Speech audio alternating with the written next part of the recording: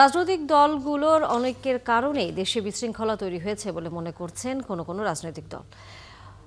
দলগুলোর মধ্যে ঐক্য স্থাপন ছাড়া জুলাই সনদ বাস্তবায়ন হলেও পুরনো বন্দোবস্তই থেকে যাবে বলে মত তাদের। শনিবার রাজধানীতে centre for governance studies CGS আয়োজিত সংলাপে এসব কথা বলেন রাজনীতিবিদরা। রিপোর্ট করেছেন মামুন হোসাইন। জুলাই সনদ বাস্তবায়ন ইস্যুতে বিএনপির সাথে ঐকমত্য কমিশন ও রাজনৈতিক দলগুলোর মধ্যে মতভিন্নতা স্পষ্ট। গণভোট, সংসদ নির্বাচন, নানা ইস্যু নিয়ে রাজনীতিতে চলছে উত্তাপ।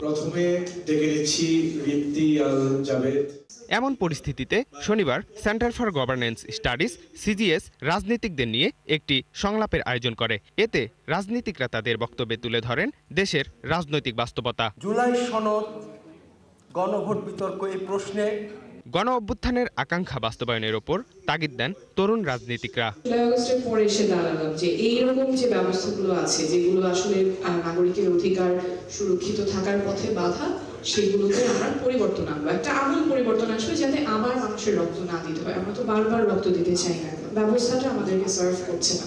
আমি ঐক্যমত্য কমিশনের কাজের শুরুর দিকেই আমি হাসছিলাম। অনেকগুলো মিটিংয়ে গিয়েছি, অনেকগুলো মিটিংয়ে যাই নেই। প্রসেস দেখে বুঝতে পারছিলাম এটা শেষ পর্যন্ত একটা অনৈক্যের দিকে যাবে এই ঐক্যমত্য কমিশনের কার্যক্রমগুলো। তাই হয়েছে।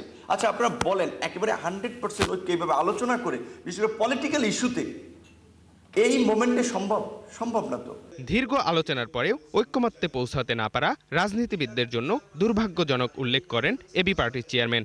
আর বিএনপি চেয়ারপারসনের উপদেষ্টা জহির উদ্দিন স্বপন বলছেন, সব সংকটের সমাধান জাতীয় নির্বাচন। প্র্যাকটিক্যালি প্রবলেমটা হয়েছে যেখানে গিয়ে আমরা দেখলাম যে প্রধান যেই দুটো দল, অবভিয়াসলি এখানে আরেকটা দল যুক্ত হয়েছে, সেটা হচ্ছে এনসিপি। যেহেতু তারা গণ অভ্যুত্থানের নেতৃত্বকারী অংশটা এনসিপিতে ছিল, আমরা দেখলাম যে ভাইটাল জায়গায় এই তিনটা দলের মতটা খুব গুরুত্বপূর্ণ হয়ে যাচ্ছে এবং গ্র্যাজুয়ালি দেখা যাচ্ছে বিএনপির পজিশনটা হয়ে যাচ্ছে গভর্নমেন্ট আর লাইক গভর্নমেন্ট, আর আদার্স পার্টিগুলো হয়ে যাচ্ছে অপোজিশন।